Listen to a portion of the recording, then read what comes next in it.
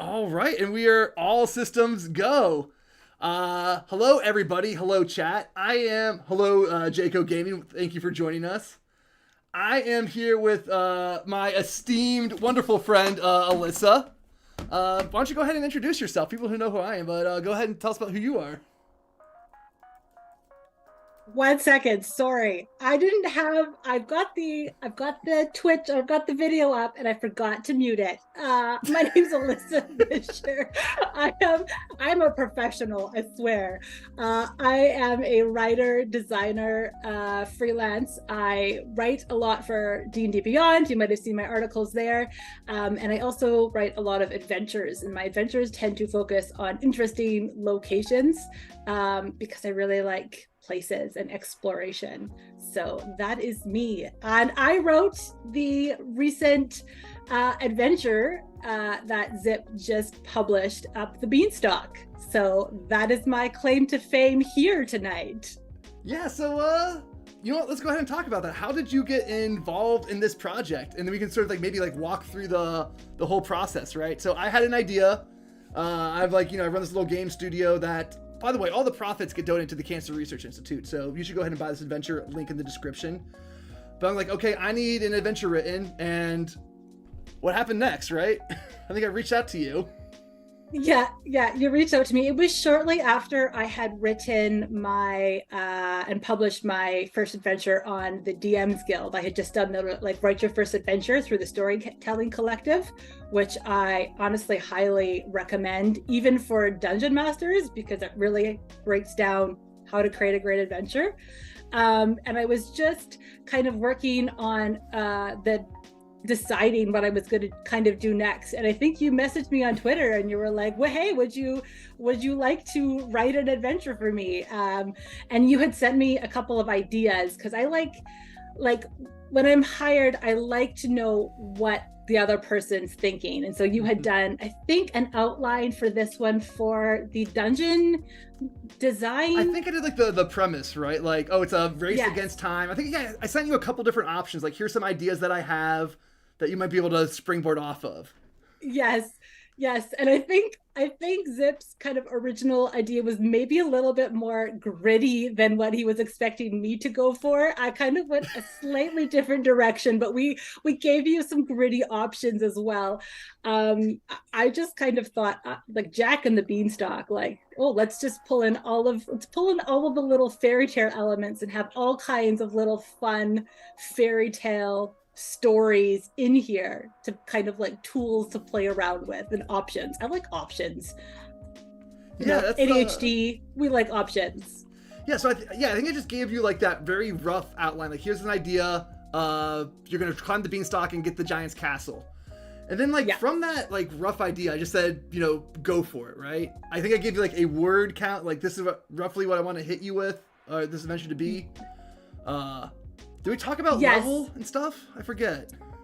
I don't think so. I think maybe in the initial thing you had a bit of a level thing, and it was originally going to be shorter. I think the original commission was 3,000 words, and then I gave you 4,000 because I was like, here, let me know what you like and we can cut things. Let me know what you like the least, and then we'll cut it and shape it a little bit more. And you were like, maybe why don't we go for broke and do a big one? And so that's what we did. It's a nice juicy adventure that you can play through several sessions instead of just a single one shot. Yeah, that's nights. something that is I think that's something that you see a lot in modern trends. You see these one-shot adventures, and then you see these huge spanning epic campaigns. And this is kind of a throwback to an older day where okay, here's a 3 or 4 session adventure for these level characters. You fit it into your campaign and carry on. Yeah, I really like this size of adventure. I find personally, I find this size more useful for me as a dungeon master, because you can place it as a bit of an arc, right? A bit of a story arc, and it goes through several sessions, and you can plop in and change out different elements to suit your design.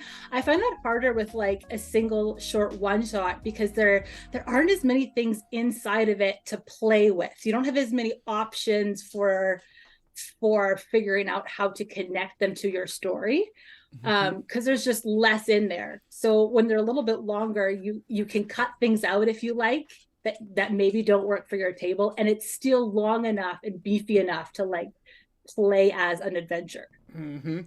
Yeah, so I'm super excited. So yeah, then you gave me a draft. We had like a little revision, like, oh, here's some things that might get changed. You gave me a final draft, and then the OGL debacle happened. This was great timing, you guys. Like, I think I sent my thing into you 2 weeks before, 3 weeks before. It was like, yeah. So yeah, that was the huge delay, right? Found out, okay, I just paid for this adventure. I have a contract out for layout. What am I supposed to do now that I'm no longer going to be allowed to publish it? So I took a vacation day, right? And spent 8 hours shifting it from, 5e, whatever the license was, the OGL license, to like system neutral. 8 hours straight of making the tiniest little minutia corrections. And then the next week they're like, just kidding, guys. So, I sort of like flipped the table, walked away, and that's sort of what took so long. I think that that was unfortunate timing. It was really unfortunate timing in that regard. Yeah, but so we got back on the boat, right? So the other thing that I did after I got that draft from you was I hired 2 playtest groups, right? Friday, who is a professional GM, she's on Twitter, does great stuff on startplaying.games all the time. In my opinion, one of the coolest people in the space.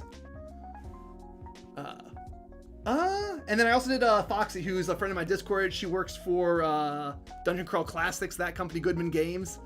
So they ran this through for their tables, for their groups, and they sent me a bunch of feedback. So I took that feedback, and then when I finally got it to layout, like Matt Perkins, like a year later, we went through it, and then where there were spaces that we need to like flesh things out and put more content in, we made just like a couple of new additions. Yeah, I want to just like go back a second to the play testing, because that was super interesting to me, because we had 2 different play testing tables, and there was a couple of spots where they both said completely opposite things. So like Friday was like, I really like this. I didn't really enjoy this as much, so I did this with it. And then the other group had the exact opposite. And so that was fascinating to me, because, and almost I think I felt better about it, because I always think if everybody that you play test an adventure with, it's all enjoys it and all is like, yay, 100%, then you sort of have to go, okay, are we missing, like, does this really work for everybody? Or are we missing like a play style here?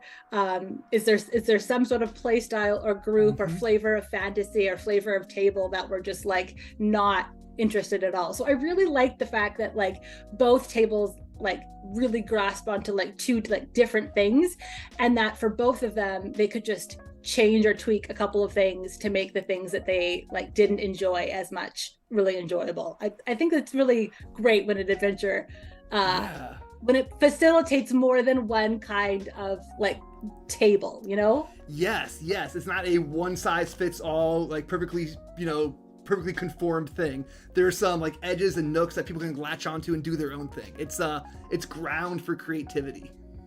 Yes. All right. You want to go ahead and walk through this and maybe like talk to me about like your thinking? What I'm really interested in is how you went from like this rough concept that I gave you, we're gonna do Jack and the Beanstalk, but it's a race against time, to what we have in front of us. Like I'm interested in like where your inspiration came from. How did you go adapting like classic stories into a D&D adventure? And what sort of things you had challenged with? What sort of things you really like? Just let's go. We have the table of contents right there. Let's go ahead and switch to the next page. Oh yeah, by the way, do you like the cover right there? The like storybook look. I love the storybook feel. It made me feel like, I was like, it's like a nice little book that you could find in like an old library. It made me very happy. Yeah. Very happy. So I did all this art myself, right? So I took a day and, just got out my markers and watercolors and like, okay, we're going to try to do our very best here to make it look nice. I love that feel. It makes it feel a little bit extra like childlike and like in a good way, a little bit extra, just like fairy tale-esque. And I thought that was just a brilliant idea, honestly, like of yours to go that style with that. I thought it was brilliant. Thank you. A little more whimsy. Yeah. yeah, the paper looks like it's all crumpled up, and things like that. So yeah, I think it mixed that. So because in the Galder's book and in my Fire and Ice adventure, I did like the standard looking D&D art, right? Like I hired like the nice watercolor artists and like great fantasy, and it's beautiful stuff. But this sort of style, I think like the lack of detail leaves more room for your imagination, right? Yeah, I feel like it also gives you permission. Like it gives you permission to play with it. It feels a little more like a coloring book where you can fill in what you want to and you can change it. I always like that because I always feel a little bit like when you get an adventure, you kind of, so not always sure what you can do with it or if you can adapt it. It's like it's like an invitation to come on in, grab your crayons, and come play with us. Yeah. All right. So this background, it's pretty standard stuff. Like, hey, it's really simple, right? It's like, oh, there's a giant in a beanstalk, right? Go get it. Go get her. Yeah. Yes. We start with like the beanstalk itself and the ascension. I went through actually several iterations of that even before I showed it to you. There was one iteration where I did this thing at my table once with Snakes and Ladders board, and I really wanted to bring that here, but I ended up not doing it because it took so much space. And also, like, it's kind of complicated. And not everybody wants that complication. But and the way that I ended up doing, so I started with this mechanic wherein let me back up here. So when you climb the beanstalk, there's like a list of little events that can happen. So you roll a dice, right? Random events, and each event is kind of built around like problem solving a little bit, like uses tools and skills. Like it's kind of a 4th edition skill challenge, but you don't know it. It's in a bit of a different package. So I'm kind of sneaking that up on you. Oh, so we'll throw a pin in that because I want to comment on that, right? Because like a classic skills challenge is you have to get like X many successes before 3 failures, right?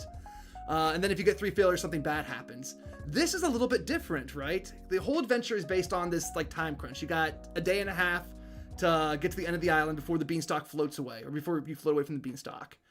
And so what happens here is each failure, it doesn't stop you from progressing. All it does is like eat away at your time. Yeah, and like in theory, that's the way, like in theory, in 4th edition skill challenges, at every like little like roll, it's supposed to lead you to something different, right? But that's not the way that it kind of ended up being in practice. It was, so I wanted to find a way to really do that in a way that facilitated this like continual storytelling and not just this like stop, roll, blah, blah, blah, blah, blah. And so what I originally started was rolling a d6, and then you would add your strength modifier to it to see how many like rungs you could go up, and kind of like a bit of a step ladder. And then from there, I was like, what if I took that and I did like the snakes and ladder thing? So you have this sort of like, you can up the ladder or down the snake. But then it ended up just being too complicated. But if that's something you want to do, you could totally find a way to add that in and throw in snakes and ladders instead. It could be fun. It could be. That's nice. Yeah. What I like about this is how free form it is. Like you present them a problem, and you says, well, here are some possible solutions that they could try, but if they have something else, that's great too. What's your so we have like 8 events on this beanstalk table. What do you think is your favorite? Oh my gosh. I think just like as written, I really love the boogie woogie aphids because I just think that they're funny. So you're just sort of a colony of blight aphids who lift up their fuzzy posteriors and begin to dance. That's just incredibly funny to me, but I also really like the funny fairies because I thought that DMs who really like to have a little bit more flexibility in the way that they have events, they might have that. So I tried to do that within the 8 events, is have a couple that were a little bit more like specific for those who would like to have more specific like instructions, and then a couple of freeform ones like the funny fairies who just kind of follow you around invisibly and laugh and play little tricks on you. Yeah, I think that was really funny. I think that adds to that, like we said, this whimsy sort of fun feeling, right? It's just something that's kind of goofy, and I think people are gonna laugh when they do it, right? I also like that one because not necessarily everybody wants to maximize their whimsy and fun as a fairy tale. There's also this darker, more twisted side of fairy tales. And I felt like this one could be used either way, right? So like if you want to emphasize those, like that dark Grimm's fairy tale like feeling, they're cruel fairies. Yes, right. They follow and they cast suggestion. Like, so those could be silly, funny things, or they could be like a lot more dangerous depending on the mood that you'd like to like create at your table. Oh, awesome. Thank you for pointing that out. That's great. So that's like the Ascension. And then here is the map. Does this match what you had in your imagination? It's much better than the sketch that I sent you. Every time that I do an adventure for somebody and I send them my maps, I'm like, this is not to scale. I am so sorry. Here's like, you know, clean it up. Please feel free to like make it make sense, because I am directionally challenged. I do not have a sense of direction. So this looks, it looks much better. Yay for Zips. No, thank you. I appreciate that. I really stressed out about this, to tell you the truth. I'm like, oh man, everyone knows my map drawings for like being like simple and easy to do, and I put my stuff in a book, they're gonna laugh at me. But I'm glad that you like it. I like it, and I'm glad that like it fits like what you had in your head, right? Because that's this other sort of thing. Like you are writing it, and you're trying to convey something that's in your imagination, and I'm trying to like capture it and present it in another way. Yeah, I think you did a really, really great job. Everything is really clear. Like you can see where everything connects to each other, and yet there's room for DMs to like adjust things as they want. There's lots of space to kind of like, again, change things up. I'm a big fan of flexibility. So that's one thing that we added that wasn't in your original draft, right? Was this crash balloonist encounter. I thought that was great. Yeah. I was like, that's fantastic. So the reason is I originally found a piece of Creative Commons art that was like the style I initially wanted, that had these two crash balloonists. I was like, oh, that's perfect, right? Like it's the art style we want, and we need space for an encounter. It just goes together. And then you ended up changing the art style. I love that. Yeah. Amazing. Well, yeah, 10 out of 10. That picture is just like a tracing of that Creative Commons piece. That's amazing. Love it. Yeah. So, that's something that was new. And I think it's kind of fun, right? It seems kind of like silly, annoying stuff. And it's like a minimalist encounter, right? It's just like these two people and they're angry at each other. And there's just enough meat there that I think someone can improvise off of. 100%. Yeah. And so then we get up to M2. And this is kind of cool because this is a fork in the road. Like right within probably like an hour, you're going to make a very significant choice in how the rest of this adventure is going to progress. So what was going through your head when you made that? When I made the decision to make sure that there was a choice, or a decision to do the fork in the road thing. Yeah. The fork in the road. I'm a big fan of the JKZing, trying to make sure that there's always different choices to the way that a dungeon works, and overland and wilderness stuff is still can function as a dungeon, right? You're going from place to place to place, but that's an issue with a lot of wilderness travel or wilderness exploration, is it ends up being written really quite linearly. The same authors who create incredibly flexible and dungeons full of choices will forget to do that when it comes to wilderness, because to them that's just like this little boring travel portion, this little thing you have to get through in order to get to the meat. And I want everything to feel like meaty. Obviously we're building towards a climax in the story, but I want this kind of travel and exploration to feel like it's not just something you have to sit through or get through. So making sure that there was choice points and all of that was really important to me. And also we're talking a short amount of time in game, right? This is not you have 3 weeks. This is a short amount of time. So the choices you make matter. The preparations you take matter, right? The features that you might end up using or the spells that you end up spending, that stuff matters. So those are some of the things that was really important to me. Yes. Oh man. So I love what you said about making your wilderness guide sort of like a dungeon, right? Make there be Yeah. paths, make there be like rooms along the way. I thought that was really, really that I've never heard anyone put it that way before, and I love it. I'm fantastic. And with that last bit, I wanted to sort of like add an addendum there that these choices matter, right? So what spells you prep, or what direction you're going to go matters.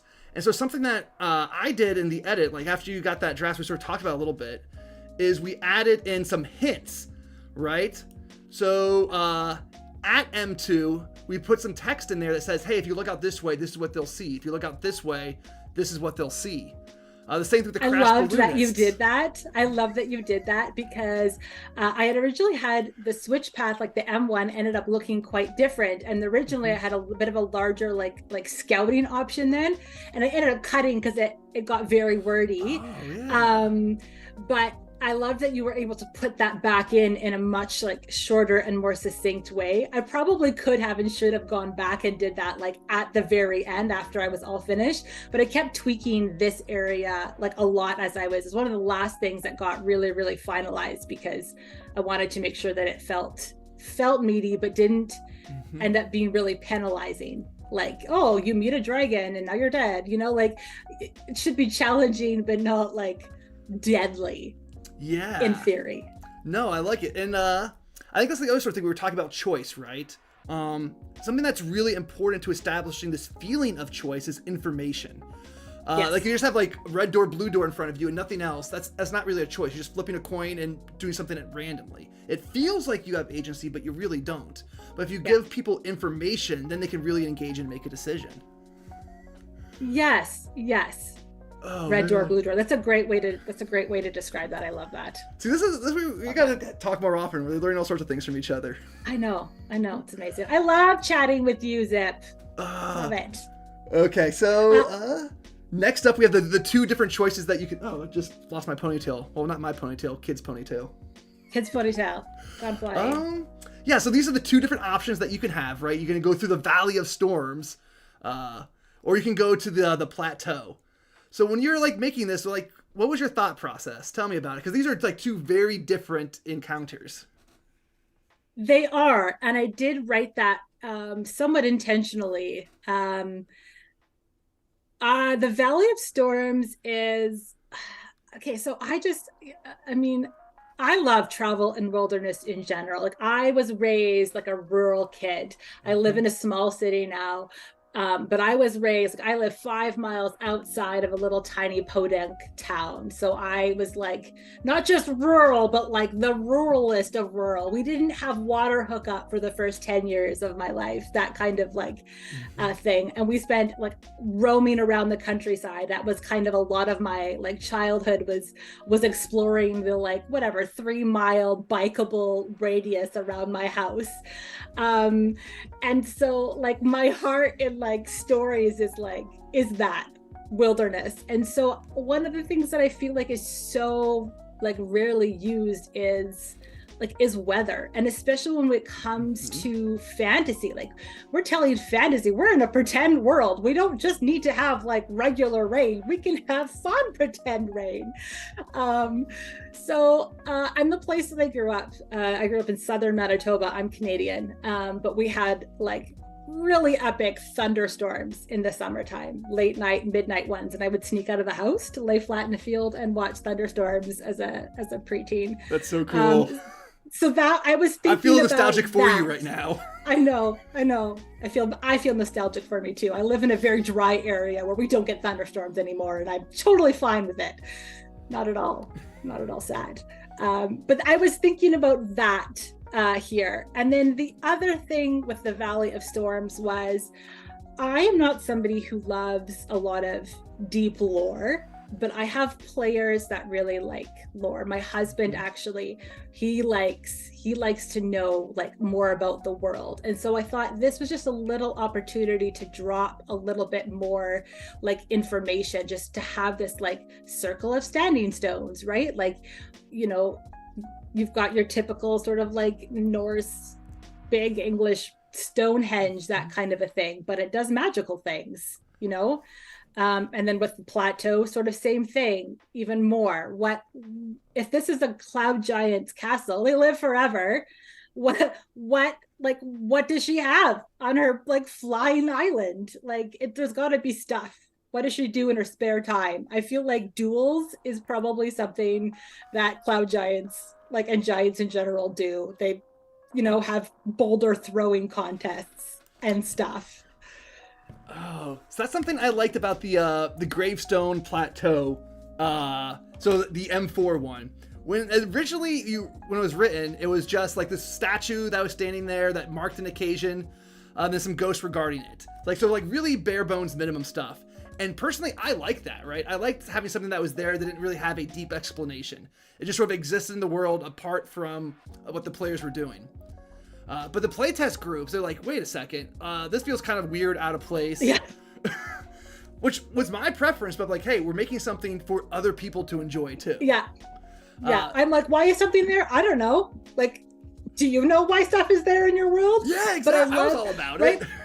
But I love that there are players out there who are like, give me the lore drops, and if you're going to drop lore, showing rather than like, here's a 50-page history textbook, you guys. Yeah, so that's what I did, right? I took that and I'm like, okay, well, what's something that we haven't really done all that well? And so I made it foreshadow the giant's father that you can see a portrait of at the very, very end of the adventure, right? So just the smallest little thing that connects it to something else.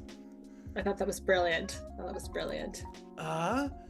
see now. Oh, and then we get to this cool part, this cavern network. Okay, hold on. We should stop for a second. Oh, okay, yeah. Because just for 2 seconds, yeah. Because we've got a couple of spectators, so Pfeiffer, Fiddler, and Practical Pig. So that's like a callback to, right? There's that, whatever, another fairy tale. Yeah. The Three Little Pigs, the original like Grimm's. So that's like an old fairy tale thing. If we go back real quick to like the original King of the Billy Goat Hill, originally this started as the story of the Three Billy Goats Gruff, which was like one of my favorite childhood bedtime stories. So we just need to know that. Well, yeah, we took the main concept, we split into two different places. You get Billy Goats to try to knock you off a mountain, and then we get to the troll bridge later on. Yes. Oh, okay, man. we can keep going again. I just want everybody to know there's so much to talk about. There's so many pigs. Yeah, so this cavern network I thought was a pretty cool idea, right? There's this network of caves that go like underneath the island, so it gives the players an alternative way to navigate, right? If they get lost, or they can make some choices. I don't know. I thought that was really cool. And inside the cave is one person I gave you like a little bit of direction on, right? Like I had this like kind of an NPC in mind. I'm like, well, this is kind of an encounter I would like to have. And what'd you do with that? Like, so Angel is a gnome assassin. I originally based her off of there's an episode of one of the newer Star Trek Strange New Worlds, where this character named Angel appears, and they appear as like a counselor, and then they end up like being like a villain kind of a thing. And so I originally started working with that concept. I dropped the twist because it was just too much, but I just had this idea of this like very powerful, but in a way that defied like your expectations kind of away. You find her sleeping, like that's, you don't expect to find. That is not normally the setup for like somebody who is powerful. They don't sleep. Powerful people don't sleep. Yeah. Oh, do you like the picture right there? I thought that was great. So this is another thing that we got sort of feedback with, right? Is that we originally wrote this sort of like a WotC adventure, right? Just whatever you need to know about the NPC is like somewhere there in the text. But they said, hey, it would be really nice if we had something to role play with, something a little bit more, because this is kind of maybe a more involved scene, right? Like those two crash balloonists, that's sort of like a throwaway, gonna last 10 minutes and joke. But this is an NPC that's gonna be with you for a while, a whole encounter based around it. So what I ended up doing was just writing this little block right here and threw that in there. What do you think of that? I thought that was really fantastic. Like I have noticed that WotC has like since I wrote this, because I wrote this at the like end of 2022, and the like a year's worth of publications, they have done a better job of providing you role play information than they did 2 years ago. But I love the like the format of this. You can see those quick like keywords, you've got those mannerisms, and I love dialogue. I'm a big fan of like social scripts. So I love what you did with this. Oh. Love it. So you said that you had this idea from the Star Trek, the new Star Trek, right? This character. Yeah. When I was doing this, I had an idea for a completely different character. And I guess this sort of got blended together into what's published. I think that's really cool. Yes. I was thinking of somebody in the Conan story, The Tower of the Elephant. Like Conan meets like a thief halfway through his adventure. Yes, you had given me that reference, and I grew up in a cult. I don't have a lot. My like references are very different from the normal person's, and so I was like, I didn't know it, and I was like, I'm not going to go and read the whole thing. So it was like reference unclear. No, that's fine. And so that was great. I love that you gave me this idea, and I kind of did what I could with it or whatever, and had my own thing, and then you took it and just like twisted it a little bit back, so it was right back to your vision. Just this really like collaborative work, because that's what creative work is, right? Like, yeah, I think the combination of our efforts end up something a lot better than like anyone, right? Yeah. It's not a clear rip-off. It has a lot of like depth and twist to it, which I think is really effective for like 3 paragraphs. This is like a fully fleshed out character. I think is really easy to play, and an interesting one too. Yeah, and I think the other thing is like the exit option. So not only does Angel have like information that she can give because she's like been planning her own little thing, but she's got a different way that she got onto the island, because she didn't climb up the beanstalk. She came her own way. And so there's a little bit of options there for a DM who wants to do different kinds of things with the end, or players that want to do, do that really like social interaction, negotiation. Yeah, because not every player is going to think, wait a second, how did you get up here? But the ones who do, the ones who are engaging with the story, get rewarded with additional information. And there's one other thing right here. I had her add this at the very, very end. Angel plans to enter the keep through the chimney. I had to add it at the very end because I messed up drawing the upper story of the map. So I draw a chimney on it real fast. And I'm like, well, let's throw this in the adventure somewhere. That's amazing. I love that. Okay, so here is the other half of the trolls, right? The other half of the Billy Goat Gruff story. This is one of my favorite encounters. The bad bridge. Yes. Yeah. This one also came because, again, as designing, you're going like, what has been going on this place for a long time, and I think that like areas like this, I think about like, I don't see cloud giants like changing things. So I grew up in this like we would sort of joke that like, change it, why would we change it? How many Dutch people does it take to change a light bulb? Change it, why would we change it? And so I kind of imagine that cloud giants are kind of like that they're not doing new things. And so whatever they had in place like 100, 200, 300 years ago, they're still doing that. So like, these trolls have been like guarding this bridge because that is what their parents and their grandparents and their great grandparents did. And it's funny. It's a little bit ridiculous. But again, you can keep it funny, like these funny, cute little trolls who are doing this stupid, ridiculous thing and fighting about how to do a chicken. Or you can make it a little more sinister, because trolls could go either way, They could go either way. Yeah. I sort of agree with that. I think that has that nice mix of, this is kind of silly because it can turn really nasty really fast.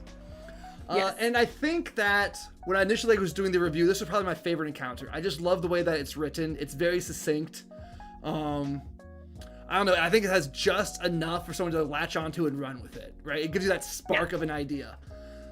Because it's going to be kind of a major roleplay encounter, and we got a note on it, I did go ahead and add some more dialogue and everything like that. Great. With a sort of like a made-up accent in there, like Cajun-ish. It's amazing. Oh, real fast, I want to go back to the canyon on the previous page. Because this is something I added in here. Like, I think initially all we had was the icy vents and the climbing wall. But I added this predator and prey counter in case I wanted to go across the canyon. And this is interesting. I had the Remorhas either in here or maybe in the other thing. And then you added this idea of like the wolves and like the night versus the day. I thought that was really great what you did with that. Yeah, because this is, again, it's like a time-based adventure. And so we need something. Well, actually, we need the wolves somewhere else. I'm like, well, wait a second. We can add them in here too, just to round everything else out. Yes. So next year, the trolls encounter, a lot of fun. And then, so one of the things the trolls encounter that I really like, I like how it gives them some depth, right? They're not just trolls, they're doing nothing. They're like a couple. You sort of like get the idea of the personality. And they have a daughter, right? They have something that they care about besides what's right there in front of them. Yeah, and I thought that was another reason to explain why they haven't thought about leaving. Like, they have ties here. So even if they weren't going to keep on guarding this bridge that no longer needs to be guarded, they're going to stay there because, you know, they've got a kid and they want to be close to her. Yeah. I don't know. I'm just imagining it so easy. Like the party, like they have a really tough time getting across the bridge. They do some problem solving, use all their spells, and as they cross the bridge, and these trolls demand a toll anyway. Like, that's gonna cost them a laugh. I love it. All right, so your favorite part, I think, of the adventure is the Carrion Clan. I loved this. This is 100% like a knockoff discount version of the Care Bears, and I don't even know where it came from. I think I wanted to have like a group or a village here, and I was looking through like just like the monster manual and just, you know, taking a look to see what was there. And at some point, I think it might have been like inspired one of my kids, and then I just kind of went with it. I don't know. I thought this is just really fun because they're just little cute little Care Bears, with just full of so much flavor and ridiculousness. Yeah, I don't know. I kind of like it because it seems like that at first, right? Like that they're all like nice and happy, but there's actually like this darker twist that once you like prodding a little bit. Yes. So what happened is that, you know, part of their, you know, because you have to go like, what are they doing in this location? How do they eat? How do they live? And they steal a lot from the giant's garden, much to the consternation of the shambling mound gardener. And they also go sometimes inside the giant's castle. So I wanted this to be an opportunity, another like large opportunity for gaining information. Mm-hmm. And so what I ended up doing is I ended up throwing a bunch of the Care Bears, the not Care Bears into like this little magical jail that you get to at the very end of the giant's castle. And there's Grumpy Bear. Grumpy Bear is traumatized from it because he was part of the original little excavation team that went inside the castle now. So yes, you have a traumatized Care Bear, but you can interact with him, right? Hi, Nicholas. Hi, Jeff. Thank you for joining us. So what I really love about Grumpy Bear, you said he's a traumatized bear. And the way you get around it, right, you don't help him with a charisma check. You don't help him with, you know, something to do with the dice. You help him by talking to him, right? And that's something I really like. Like, if you do the things that he likes you more, it opens up. The solution is not bound to the dice. It's bound to your understanding of the situation. Yes. I have a real problem with the way that most charisma-based encounters are written mechanically, because the expectation is that you role play, and then depending on how well you role play your role.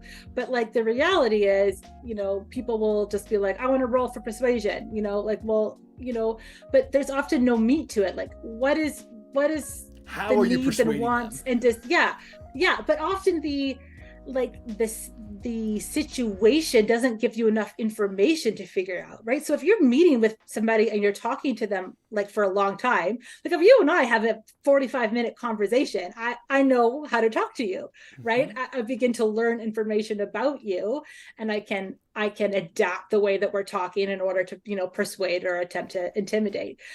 But that doesn't play out at the table, because half the time, you know, if you've got a 2-hour game, you don't necessarily want to spend 30 minutes in character talking just in order to figure out the basics of conversation, right? And you need meat. You need something to go like, well, how can I help you? How can we trade these? How can I make you want to give me what I want? You have to have enough meat in like the person, in the NPC, in order to give players like strings to pull, right? Yeah, Does that make sense? No, absolutely. And I think this is another example of one of my favorite things about this entire adventure, right? Is that there are lots of different types of encounters, right? Some of them are just, you know, straight, okay, did you notice the trap? Some of them are straight, okay, here's a fight with a monster. But there's lots of different types of encounters, lots of different texture to it. That's not all just, here's how you roll the dice. It's different ways of thinking, of engaging with role-playing. I really like it. One other thing that I threw in here, so I latched on to this idea of small bears right away, right? When I heard the small bear story, I loved it. And they have like a sad one. I thought that was great. And when they're captured at the very end, like we know that the Dungeon Master knows that they're captured. The players don't know that. And so I took what you wrote, and I just went one step further, and I had like one little line that I absolutely love. That if the players suggest what if they got eaten, it doesn't even think about it. It never even crossed their mind, because it's just way too cruel for these sweet bears. They cannot compute. Compute that. Yeah. I loved that. So that. Oh, my strawberry cheese. Yes, the strawberry cheese ooze. I love how it has no explanation for why it's called strawberry cheese. It just is. I felt like this is the place where it's like, why? I don't, like, you don't know. You don't get to know. Like there's cloud Care Bears driving a cloud carriage, which, fun fact, in my first draft that I sent to Zip, I forgot to like think about the fact that it couldn't be a cloud car, because I was like pulling it directly from the Care Bears countdown, right? And they're like driving their little cloud cars, and you were like, a car? And I was like, good point. It's gotta be a carriage. That's a little anachronistic. Yeah, make it a carriage. Yeah, so this. Do you like the drawing there of them like cutting each other's hair and like the clouds floating off? Oh, great. It's so great.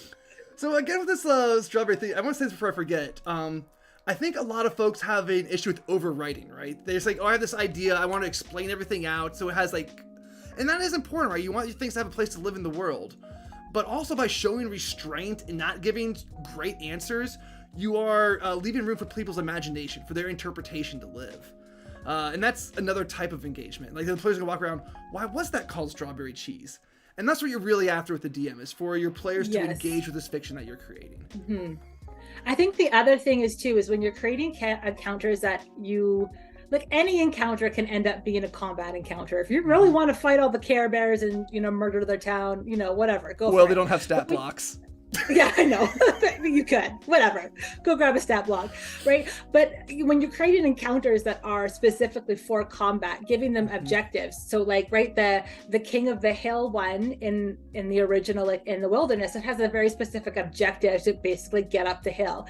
And the strawberry cheese one is you can't kill it. You have to make sure that you don't actually kill it. You get to find a way to get a vial of strawberry jelly from them without harming and killing the creature, because you would, again, send these poor little Care Bears into an absolute tizzy if they saw murder in front of their eyes.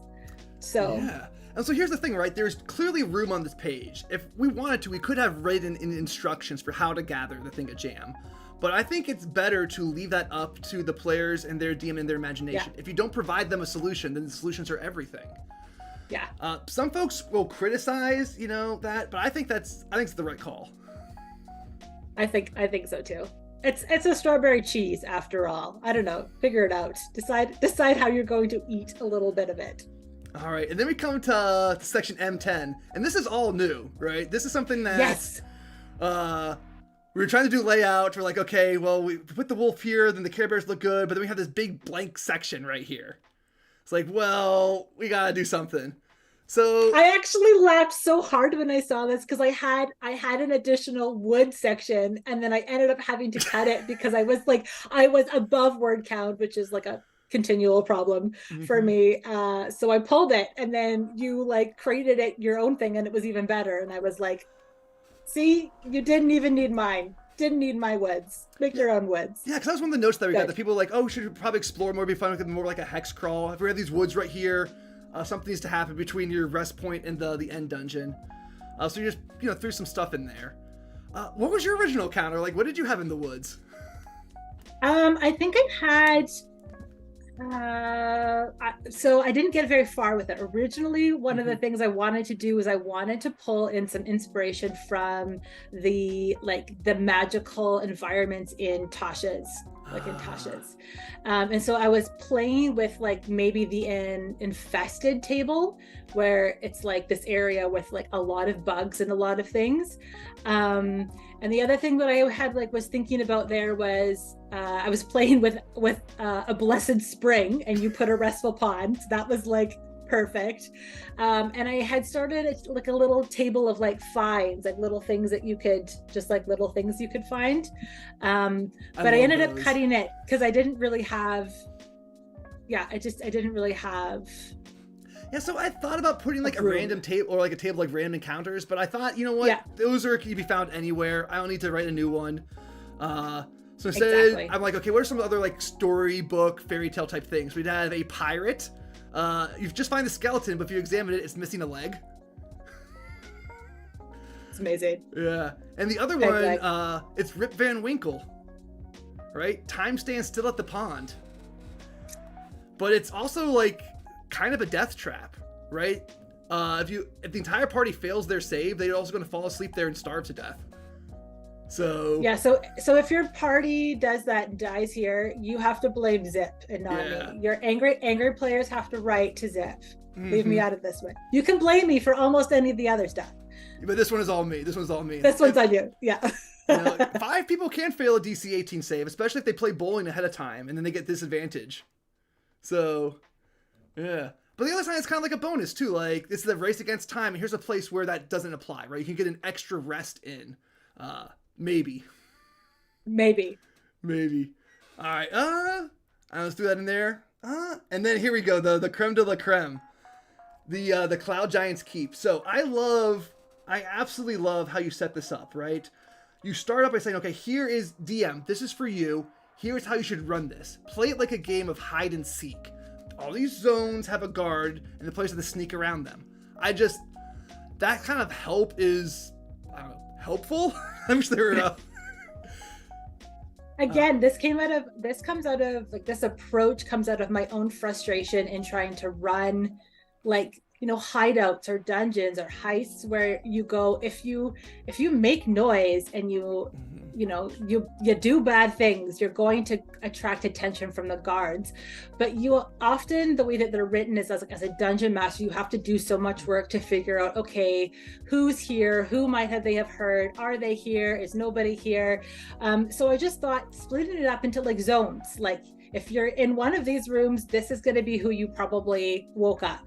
If you're in a different zone, you're going to get, the Gorgon or the harp. Just kind of simplifying that really great design idea or like DMing idea for stakes, but just like making it a little bit easier to remember.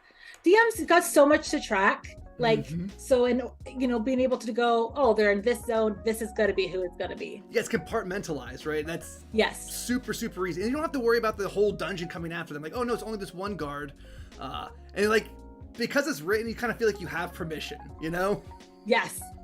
The other thing I really like is there are all a bunch of different ways to get into the keep, and you pointed out, hey, the player should have learned these things from all these different places in the adventure, right? They could have learned lots of different ways to break in.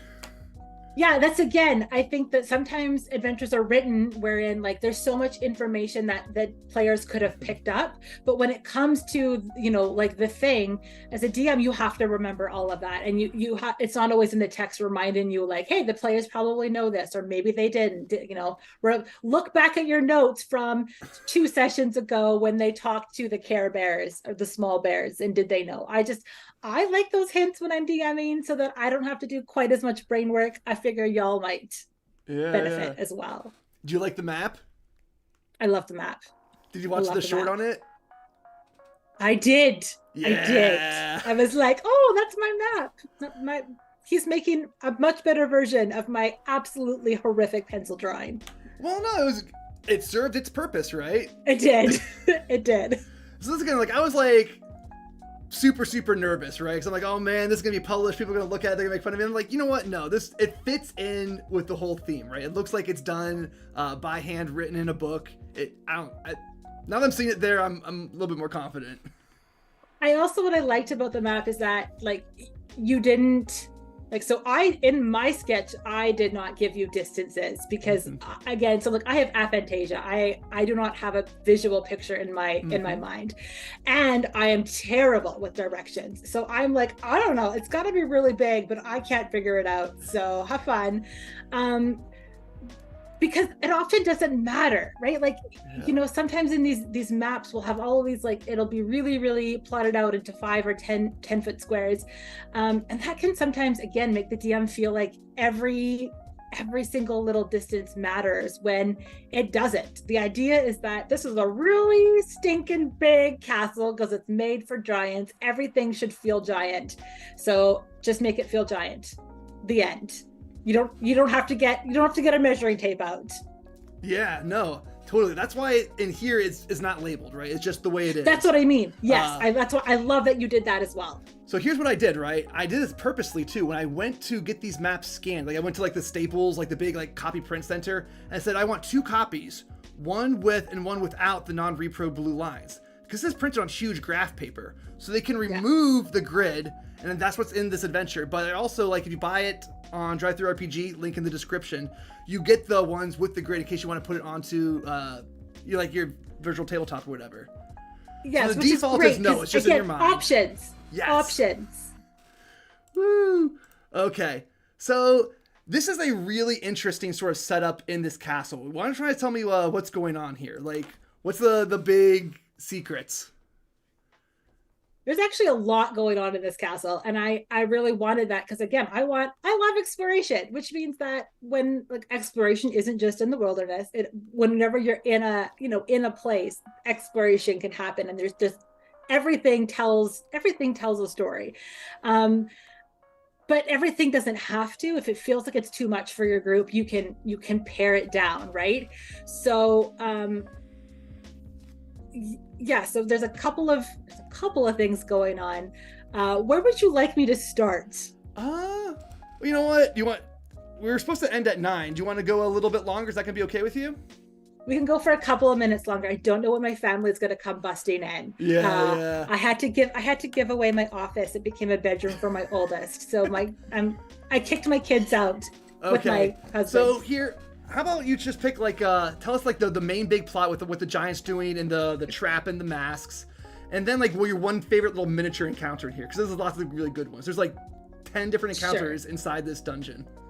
Yes. So the idea for the end treasure. So if we scroll all the way down to the appendices, giant's room, or the appendices in the master bedroom, I was thinking, what are some interesting options for the ways that, like, what makes this heist really interesting, right? It's essentially a heist. What's it? You can create all kinds of interesting things in the location, stories in the castle, yada yada yada. But what's the thing that makes this heist different from like a different heist? And so when I'm when I'm looking for inspiration, I just start flipping through my books. I usually start with the monster manual and the magic items, and then spells. Those are my three like places to go. And so I ended up finding the Mirror of Life Trapping, and I was like, I haven't seen that like used in an adventure. I'm going to figure out a way to use it. And by this point, most of the other the rest of the adventure had been kind of like plotted out. But I went, there isn't anything that's a real puzzle. There isn't that puzzle element in here. So that was the inspiration for this, was finding a way to play with like the extra dimensional aspects of a Mirror of Life Trapping and make it this puzzle.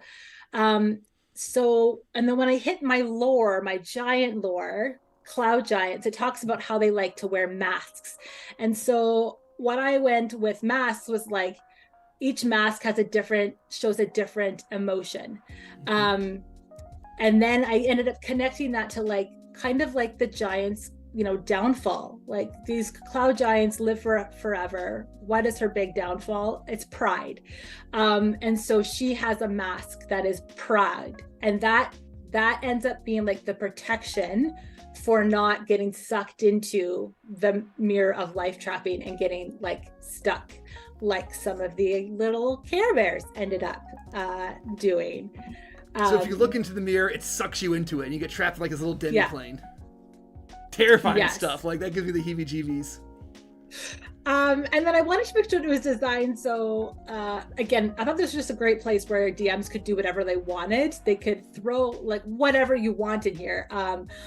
One of the plot hooks I called, I think, treasure of plot advancement. Treasure of plot device. A plot device, that's what it was, right? Because again, like as a dungeon master, you tend to pick up an adventure that you can put into your campaign and do with it something with it if you're not going to run it as a one shot. Like DMs can throw whatever they want in here. This is a great place. You want to throw a Hydra in here, have a Hydra. You want to have like a unicorn, have a unicorn. Play with it. So there's more aspects to the puzzle, but I don't want to spoil it too much. It's cool. I like it. So besides that, what's your favorite miniature encounter? My favorite like little things in here is the fact that you got all the classic items from the Jack and the Beanstalk story. You got the singing harp, you got the goose that lays golden eggs, but it's a giant angry goose, and you got the bag of gold. So what was your favorite like miniature thing you have in here? I have two things. Okay, go for it. One, I'm not going to talk a lot about it. I love the garden because I love gardening and I love the shambling mound. I love shambling mounds. I think they're so fun and just like ridiculous, but nobody ever uses them. It's not a normal shambling mound. Yeah, and her name is Basil. So she's basically like Basil, a whole bunch of basil in a shambling mound. I like shambling mounds. The other thing that I really love is in the kitchen. Mm-hmm. There is a fire elemental that's bound to the stove. So again, I just thought, what are some silly, what are ways to make things that are usually mundane fantastical? And I was actually playing at the time a game called, it's on Steam, called Cozy Grove. And it's this little game where you go around basically making other little ghosts happy, and they give you stuff, and you go back to your campfire and you feed the campfire stuff, and his name is like Flamey. And I was like, I'm gonna do that in this game. So his name is he's the Flame Meister. That's what he calls himself, because his actual name is Herman, and he feels like that's really boring. And he keeps getting fed logs because he's a flame and he doesn't like the logs. So give him something better to eat. Want something a little spicy. Yeah, give him a little spicy, and then he'll give you just like a little charm. So, just a little fun adventure, like mini little adventure that's just like you can explore and just do this little tiny side quest and get something for it, right? Mm-hmm. Like it can help you in your chase at the end. Yeah, super effective, right? It's like 2 or 3 sentences. It's gonna be like 10 minutes of fun at the table, but it's really jam-packed in there. I like it, right? I like how with Basil, there's different options depending on how well you do your persuasion check with them, right? How you score gives you more and more information. Like that's cool.